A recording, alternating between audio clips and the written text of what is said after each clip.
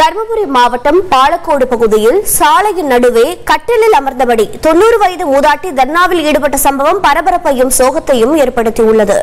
இதன் பின்னணி குறித்த தகவல்களை செய்தியாளர் ஆனந்த் வழங்கிட கேட்கலாம். ஆனந்த் வணக்கம். தற்போது அந்த மூதாட்டியின் கோரிக்கை என்ன, கள நிலவரம் என்ன?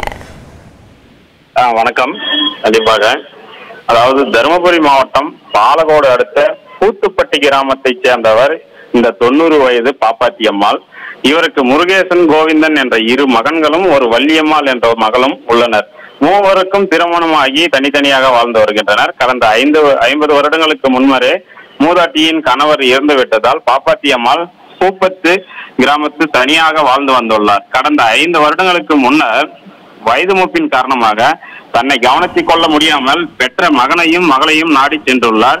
அப்போது இரு மகன்கள் மற்றும் மகள் வீட்டிலும் சிறிது காலத்தை கழித்து வந்த நிலையில் கடந்த மாதம் மூதாட்டியின் இளைய மகனான கோவிந்தராஜ் என்பவர் பணிவிடை செய்து கவனிக்க முடியாமல் கூத்துப்பட்டி கிராமத்தில் சாலையின் அருகே ஆட்டோவில் கொண்டு வந்து இறக்கிவிட்டு சென்றுள்ளதாக கூறப்பட்டு வருகிறது. இந்த நிலையில் பாப்பாத்தி அம்மாளை அந்த வழியாக சென்ற அந்த கிராமத்தின் முன்னாள் பஞ்சாயத்து தலைவர் மற்றும் ஊர் பொதுமக்கள் மீட்டு 1 மாத காலமாக அடைக்கலம் தந்து உணவளித்து வந்துள்ளனர்.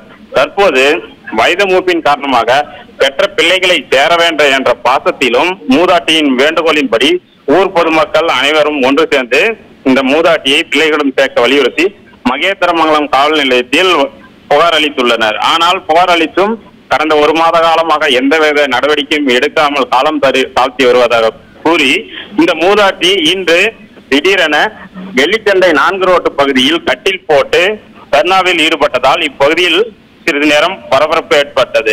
அதனைத் தொடர்ந்து மகேந்திரமங்கலம் காவல்துறையினர் சம்பவ இடத்திற்கு விரைந்து வந்து பிள்ளைகளுடன் சேர்ப்பதற்கு நடவடிக்கை எடுப்பதாக கூறியதன் பேரில் இந்த மூதாட்டி தற்போது கலைந்து சென்றார். மேலும் அவர் உடல்நிலை மோசமாக இருப்பதால் அருகில் உள்ள அரசு மருத்துவமனையில் போலீசார் வந்து இந்த மூதாட்டியை சேர்த்துள்ளது.